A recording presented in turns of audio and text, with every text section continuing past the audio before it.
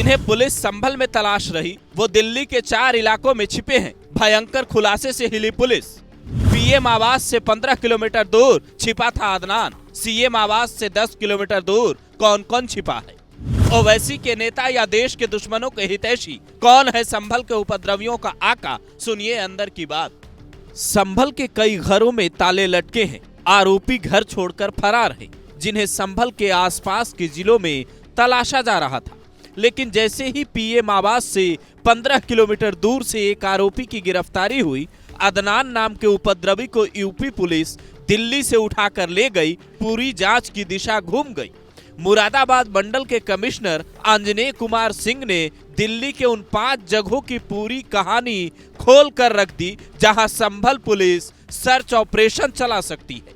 Times of India से बातचीत में कमिश्नर आंजनेय कुमार सिंह कहते हैं, 24 नवंबर की घटना के बाद से संभल के कई घरों में ताले लटके हैं। आरोपी अपने अपने घरों से फरार हैं। संभल के दिल्ली कनेक्शन की जांच की जा रही है। जामिया, ओखला, जाफराबाद और सीलमपुर जैसी जगहों पर हमारी नजर है। इन इलाकों में मुस्लिमों की संख्या ज्यादा है। ऐसे में ये भी हो सकता है आने वाले दिनों में संभल पुलिस की एक टीम दिल्ली में ही कैंप कर जाए।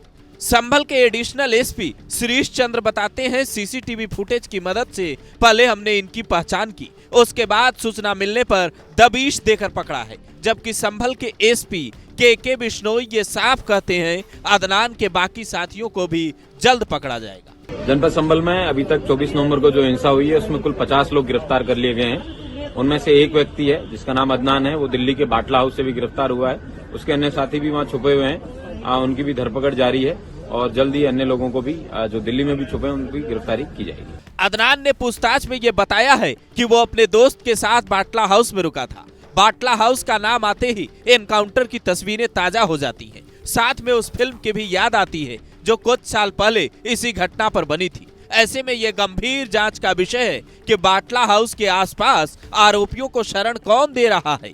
क्या फिर से कोई बड़ी प्लानिंग रची जा रही है? जिन इलाकों के नाम मुरादाबाद कमिश्नर ने लिए हैं वो इसलिए भी खास हैं क्योंकि साल 2020 में इनमें से कुछ इलाकों में दंगे भी हुए थे, जिसमें नॉर्थ ईस्ट दिल्ली के कई इलाके जो सीएम आवास से करीब 10 किलोमीटर की दूरी पर है, दिल्ली पुलिस मुख्यालय से भी जिनकी दूरी ज्यादा नहीं है, वो इलाके बुरी तरह प्रभावित हुए थे। जिसके बाद राष्ट्रीय सुरक्षा सलाहकार अजीत डोभाल को खुद सड़कों पर उतरकर मोर्चा संभालना पड़ा था। यानी वो घटना संभल से कई गुना बड़ी थी। ऐसे में दिल्ली के दंगाई क्या संभल के दंगाइयों को अब शरण देने में लगे हैं और मिलकर कुछ बड़ा करने वाले हैं? ये भी एक गंभीर चिंता की बात है। आने वाले साल में दिल्ली में चुनाव भी है। असदुद्दीन ओवैसी की पार्टी दिल्ली दंगे के एक आरोपी ताहिर हुसैन को जहां मुस्तफाबाद से टिकट दे चुकी है, तो वही पुलिस पर बंदूक तानने वाले शाहरुख को भी चुनाव लड़वाना चाहती है। उसके परिवार से एआईएमआईएम के नेता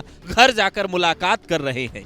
यानी कानून के नजरिए से जिन्हें जेल में होना चाहिए उन्हें ओवैसी की पार्टी विधानसभा पहुंचाना चाहती है, जिस पर दिल्ली में अलग सियासी हंगामा मचा हुआ है।